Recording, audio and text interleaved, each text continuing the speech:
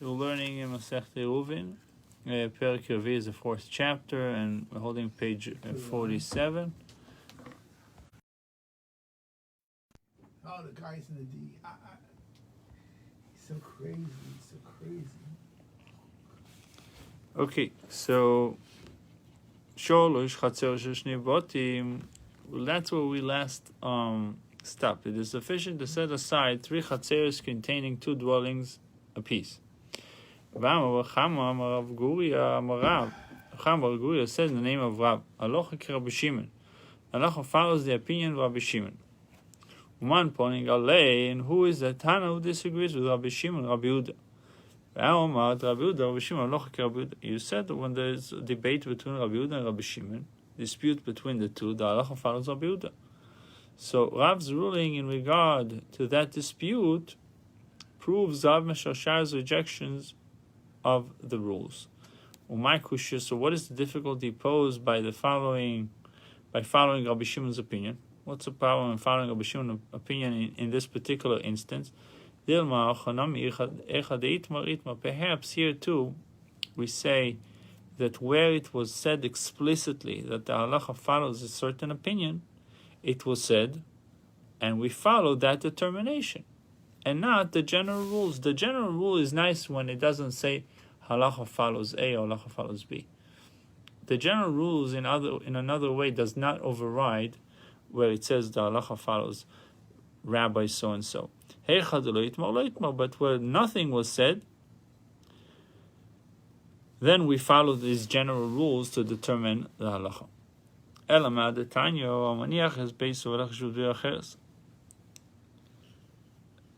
A scenario where someone left his house and he went to spend the Shabbos in another town without joining his neighbors in the Eruvin Chatzeros. Okay, they didn't make we'll call it the communal sharing in order to carry from one another. This guy left his house and he went to do Shabbos in another town. So whether this resident was a goy or a Jew, a Gentile or a Jew, he restricts the other members of the Chatzer, and they cannot carry from their houses to the Chatzer. That's the opinion of Rabbi Meir. Rabbi Yehuda says no, he does not restrict them from carrying since he is not in town. A Gentile who left restricts the other members. Israel and Oyser, but a Jew who left does not restrict. Why? Because it is unusual for a Jew to arrive on Shabbos. Even if someone left his house and went to spend the Shabbos at Silbita Beisayir, went to his daughter's house in the same town, it does not restrict because it does not intend to return. Here is a case where it says clearly the halacha follows Rabbi Shimon, that he does not restrict the other residents from carrying. When you say halacha like somebody, means that somebody disputed him. So who disagreed with Rabbi Shimon? Rabbi Yehuda. Rabbi Yehuda disagreed with Rabbi Yehuda and Rabbi Shimon. Halacha ki Rabbi Yehuda. Wherever there is a debate between, that's a general rule we said before. Wherever there is a debate between Rabbi Yehuda and Rabbi Shimon, halacha follows Rabbi Yehuda. So how is it? Rav's ruling here proves that Rav Menashe contention that these rules are not accepted. What is the difficulty posed by following Rabbi Shimon's opinion in this particular instance? Perhaps here too we say that where it was said explicitly, halacha follows a certain opinion, it was said, and we follow that ruling rather than the general rules. And wherever it doesn't say halacha follows A or B, then we go back, we revert to the general rules.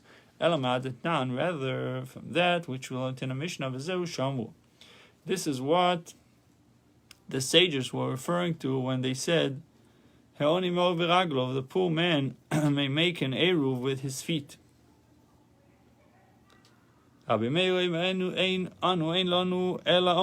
We can apply this only to a poor man. Rabbi Yehuda says, both a poor man and a rich man may make use of this method. they, the sages, did not say for one to make an eruv with bread, except to make it easier for a rich man, so that he need not to go before Shabbos begins, and make an eruv with his feet, with his physical presence at the eruv. However, if he wishes to establish his Shabbos residence by going there by foot, he may. So the Gemara develops the proof that Rav Menashe is correct. Both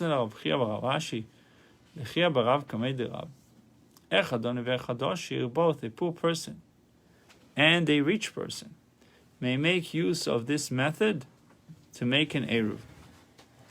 Ramar le Rav, Simba Nami also conclude this lesson with the teaching. Halacha ke Rabbi Yehuda, the halacha follows Rabbi Yehuda. Moses Tauti Lamali, why do I need two statements that halacha follows Rabbi Yehuda? V'omat, you said it already before. The halacha follows and Rabbi Meir, Rabbi Yehuda, halacha ke Rabbi Yehuda. Wherever there is a debate between Rabbi Meir and Rabbi Yehuda, halacha follows Rabbi Yehuda. So since Rav found it necessary to rule according to Rabbi Yehuda, it is apparent that he does not accept a general guideline to follow Rabbi Yehuda. This obviously supports Rabbi Menashe's rejection of these guidelines. What is the difficulty posed by this proof? Perhaps Rav does not hold of these rules. However, these rules were stated by Rabbi Yaakov Bar Idi in the name of Rabbi Yochanan, and in a disagreement between Rav and Rabbi Yochanan, the halacha generally follows Rabbi Yochanan. Why then did Rabbi Menashe reject them? This goes back to another debate in the case of Yavama, a woman that needs to, her husband died, and now she needs to marry the brother if she wants to, or if he wants to. They both want to. He said, "Lo tachlis lo tiyaba," may not undergo chalitza, the process of getting married to someone else, nor be married through ibum ad shulu shloisha chodashim, until she waits 3 months. 3 months have passed after her husband's death. Yeah, to make sure she's not pregnant. Similarly, all other previously married women may neither marry nor become betrothed ad shulam shloisha chodashim, until the 3 months have passed from the termination of the previous marriage. Echad besulus ve'echad beulus, to both. The 3-month requirement applies to both virgins and non-virgins. Echad lamonos ve'echad gushas, to both widows and divorcees. Echad avus ve'echad nesuos, whether they were betrothed or fully married. Rabbi Yehuda Omer nesuos is also those who had. Rabbi Yehuda says those who had previously been fully married may be betrothed. Ve'avus inosu, and those who had previously only betrothed but not fully married may marry without waiting the 3-month period, except for a betrothed woman in Judea, because he is familiar with her. It says in 19, in Judea they allowed the bride and groom to be alone subsequent to Yerusin. Therefore, the possibility exists that even during Yerusin, the woman could be pregnant. Rabbi Yosem is also all women may become betrothed within 3 months of the termination of a previous marriage, chutz min almona and pnei bul, except for a widow who may not remarry within 30 days of her husband's passing because of her mourning period. She mourns for her husband. So Bamrina, Rabbi Lezer, Rabbi Lezer did not go up to the study hall one day. He met Rabbi Yassi, who had been present at the study hall. So they wanted to know what was the discussions today in the study hall. This is what Rabbi Yochanan said. Allah follows Rabbi Yossi, who permits Yerusin, betrothal, or engagements for all women except for the widow still mourning. This implies that it is an individual who disagrees with Rabbi Yossi, and not a group. Had the anonymous opinion at the beginning of the Mishnah represented the view of the group of sages, Rabbi Yochanan would have ruled according to the majority and not in accordance with Rabbi Yossi. The Gemara says, Ein, yes, Vatanya, it is the opinion of an individual. We learned in the following Baita, a married woman who was in the habit of going to her father's house in another city, and who was there without her husband for many months prior to his death, or she was estranged from her husband. She was angry at him for 3 months prior to his death. Her husband was elderly man or was sick, to engage in conjugal relations. So she was either she was sick, or she was barren, or she was minor, or old, minor, all these different scenarios. The woman who failed to mature, a woman incapable of giving birth, her husband was incarcerated in prison, she miscarried after her husband died. All of these must wait 3 months before they may remarry. These are the words of Rabbi Yossi permits these women to become betrothed and marry immediately after the termination of the first marriage, because they cannot be pregnant. The Gemara says, why do I need Rabbi Yochanan to rule explicitly the halacha follows Rabbi Yossi ve'omar? You have said Rabbi Meir, Rabbi Yossi, halacha Rabbi Yossi, that in any dispute between Rabbi Meir and Rabbi Yossi, halacha follows Rabbi Yossi. Since Rabbi Yochanan found it necessary to state the halacha follows Rabbi Yossi in this Mishnah, we see that Rabbi Yochanan did not subscribe to these rules, and that these rules should not have been attributed to him. So this supports Rabbi Shashar's rejection of these rules. So what is the difficulty posed by this ruling of Rabbi Yochanan? Perhaps Rabbi Yochanan made an explicit ruling in this case to exclude the position of Rav Nachman in the name of Shmuel.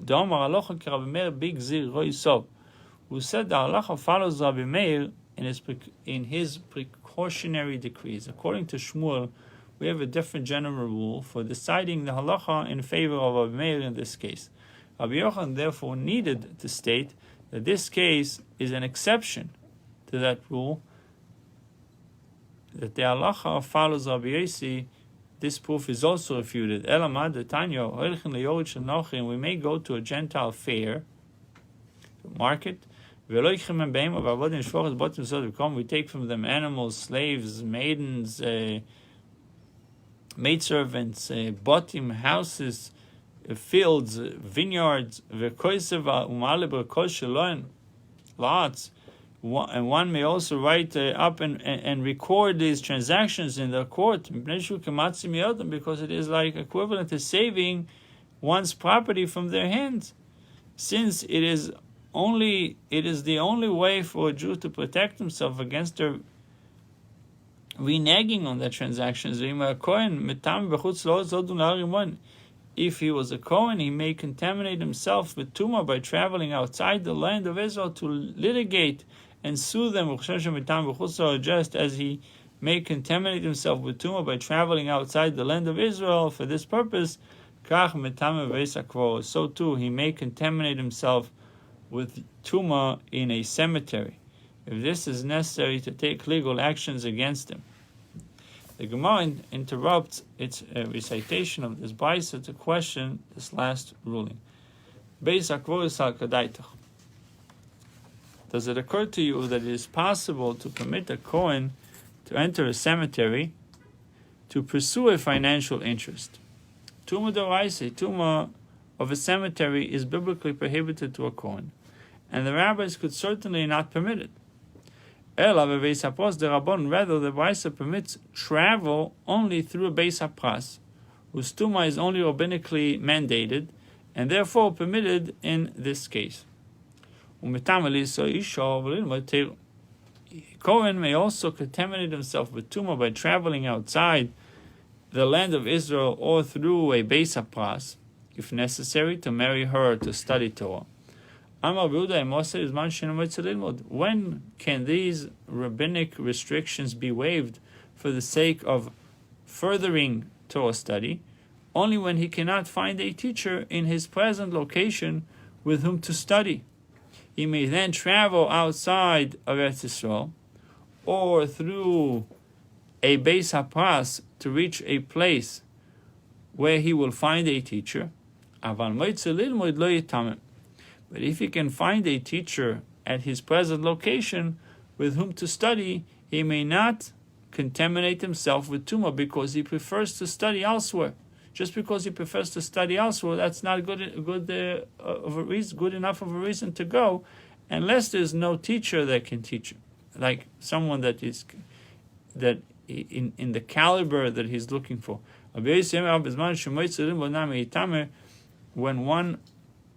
Even when he can find a teacher at his present location with whom to study, but he feels that he will be more successful in his studies elsewhere, he may also contaminate himself with tumah to travel elsewhere to study Torah. Lefi she'ein min kol min hakol zoch odom lidbar. Not everyone merits to learn from everyone. There was an incident with Yosef HaKohen sholach tzil Rabbi leTzidon. He went his rabbi to Tzidon lilmod Torah, to learn Torah. Rabbi Yochanan says halacha follows Rabbi Yossi. Why did he need to say it? Rabbi Yehuda Rabbi Yossi halacha Rabbi Yossi already said before the halacha follows Rabbi Yossi. Amar Rabbi Yitzchak. I needed to mention it again. Why? Maybe halacha follows Rabbi Yossi only in b'masnisin, which means in the Mishnah. But maybe in the Baisa, I would say that these principles do not apply. Kamashma Rabbi Yochanan from forms as the halacha follows Rabbi Yossi, even though his dispute with Rabbi Yehuda is recorded in a Baisa. These principles for establishing halacha are not universally accepted. As Rav does not agree with these principles. A non-Jew possessions do not acquire a Shabbos residence, and they may therefore be moved beyond 2,000 amos from their original location. Leman, according to whom was this ruling taught? If you say that it was taught according to the view of the rabbis, Pshita, it would be obvious that a non-Jew possessions do not acquire a Shabbos residence for the following reason. Now, if ownerless objects, which have no owners to impose their status on the objects, do not acquire a Shabbos residence, according to the sages, then a non-Jew's possessions which have owners who are not restricted by Techum laws, would it be a question? Certainly, it is obvious that according to the sages, a non-Jew's possessions do not acquire a Shabbos residence on their own. Why should Shmuel have to teach it to us? Rather, Shmuel's ruling was taught according to Rabbi Yochanan, and Shmuel informs us, you should say that when did Rabbi Yochanan state that objects not owned by a Jew acquire a Shabbos residence? That is only in the case of ownerless objects which have no owners. However, non-Jews possessions which have owners who are not restricted by Tchum laws, these objects do not acquire a Shabbos residence. If someone borrows a utensil on Yom Tov from a non-Jew who lives in the same city, or similarly, if someone lends a non-Jew utensil, and the non-Jew returned it to him on Yom Tov, and utensils placed in storage, even if they are abandoned and left ownerless, that were within the Techum of Shabbos, within the Techum of a city, when the Shabbos began, they have a 2,000 amma Techum in every direction. If a non-Jew, we mentioned this case before, brought foods to him from outside the Tchum, the recipient may not move them from their place, since they have already been taken beyond the Tchum, beyond the boundary of Shabbos, the 2,000 amma in each direction. So the Brisa clearly holds that the non-Jews' possessions do not acquire a Shabbos residence. Accordingly, the Gemara notes, it is understandable if you say that Rabbi Yochanan ben Nuri holds chefze nochri koinin shvisa. A non-Jew's possessions acquire a Shabbos residence. How many? Then whose view is this Tana? Rabbi Shimon ben Lazar. Whose view is this Tana? Rabbi Shimon ben Lazar following. Rabbi Yochanan ben Nuri, he follows the opinion of Rabbi Yochanan ben Nuri. But if you say that this is the opinion of Rabbi Yochanan ben Nuri, that a non-Jew possessions do not acquire a Shabbos residence and have no tchum limitation, how many? Whose view is this? Whose view is this Tana? Rabbi Shimon ben Lazar following. Whose view is this Tana Rabbi Shimon ben Lazar following when he rules that the non-Jew possessions acquire a Shabbos resident? Lo Rabbi Yochanan ben Nuri v'lo Rabbi, not the opinion neither Rabbi Yochanan ben Nuri nor that of the rabbis. The non-Jew possessions do acquire a Shabbos resident. Shmuel Doma Kerabonon. And Shmuel stated this ruling according to the rabbis. And what you asked earlier, that according to the rabbis this ruling is obvious, can be answered in the following manner. You might have said there is a ban restricting objects that are non-Jewish owners to a tichum because of objects that have Jewish owners. Kamashma, therefore Shmuel informs us that no such ban exists and the tchum laws do not apply to non-Jews' possessions. A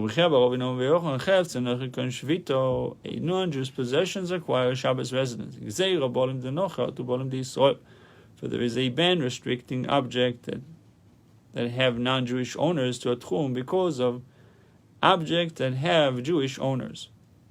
The Gemara cites an incident involving a non-Jew's possessions and the laws of tichum. There was these rams that came to the city of Machvarta. The rams showed up on Yom Tov. The non-Jewish owners brought them from more than 2,000 amos away. Rava permitted the visiting resident of Mechoza to purchase the rams from the non-Jews for their festival needs, and take them back to Mechoza, even though Mechoza was beyond the original Tuchum of these rams. Mevachta is the name of a place. Yeah, right. So Amar le Ravina le Rava, my daitich. What is your opinion in which you justify your ruling? So you mentioned the name of Rabbi Yehuda and the name of Shmuel, that the non-Jews' possessions do not acquire Shabbos residence. And Shmuel Rabbi Yochanan halacha follows the opinion of Rabbi Yochanan. The a non-Jew possessions acquire Shabbos residence, for there is a ban restricting objects that have non-Jewish owner because objects that have Jewish owners. Accordingly, these rams have been taken beyond their original 2,000 Amma Tuchum, and it should be forbidden to transport them to Mechoza. Okay, wait a minute. You have objects that a non-Jew owns, and then it says because of Jewish owners. Okay, explain it to me again. I don't. Well, you have a discussion whether non-Jews' possessions acquire Shabbos residence. Now, in this case of the rams, they showed up from outside the Tchum. Right, I got that. So if they don't acquire Shabbos residence, it wouldn't be a problem. But if you say, like he was paskin, he said you're allowed to take them to Mechoza. Yeah. Why? Because he takes the position that they don't acquire the tchum. Right. Because They're non-Jews. non-Jew. Right. But but according to the one who says that they do acquire, how would you allow them to to go to Mechoiza with these rams. Yeah. That's what he says. Shmuel, the non-Jews' possession do not acquire Shabbos residence. Shmuel, he said, "Ba'alocha like Rabbi Yochanan." What did Rabbi Yochanan say? That they do acquire. So if halacha follows Rabbi Yochanan, it's very simple. If the halacha follows Rabbi Yochanan, when he says that these cheftzen nochi, these Gentile possessions acquire Shabbos residence, how are you allowing people to buy them and take them 2,000 amos away? They came from 2,000. They came from outside the Tchum. Not only the buying issue, but the main issue over here is you're telling them you can take it to Mechoiza. Mechoiza is, yeah. So, and the halacha follows Rabbi Yochanan. So, Odar Amar Rava lizdabnu levnei mivachto, the chulu mivachto lidu kedal adamus dami. It says, let these rams be sold only to the people of Mivachto. This way, they're not going to take them beyond the Tchum, the residents of Mivachto, and they'll stay there. The chulu mevachta lidu kedal adamus dami. For the whole city of Mivachto is considered for these rams as 4 amos area, like the opinion of a boat. And you go on the boat, the entire boat is 4 amos. Your entire enclosure becomes your 4 amos. Tani Rabbi Chia taught the following brayso: Cherem shebein tchumi Shabbos, fish net is between the Shabbos areas of 2 cities, dividing a body of water along the line that separates the tchum boundary of one city from that of the other. Here is the diagram for that, showing you the divider. A fish net is between the Shabbos Tchum areas of 2 cities. Tzorich, it needs, this body of water needs mechitza shel barzel of sikoi, an iron partition to divide it and prevent the water of one side from mixing the water of the other, side. It says in number 1, this Paita holds that the water within the Techum of each city assumes the Techum of that city, and not a Techum of 2,000 amos from the water's location. So if the waters on opposite side of the dividing line mix, residents of neither city are permitted to draw the water because water has left its Techum, is mixed with water that they draw. That's think of it this way. If you have water here, this is one town and this is another town. They meet at this line. This is their juncture. And there's water here.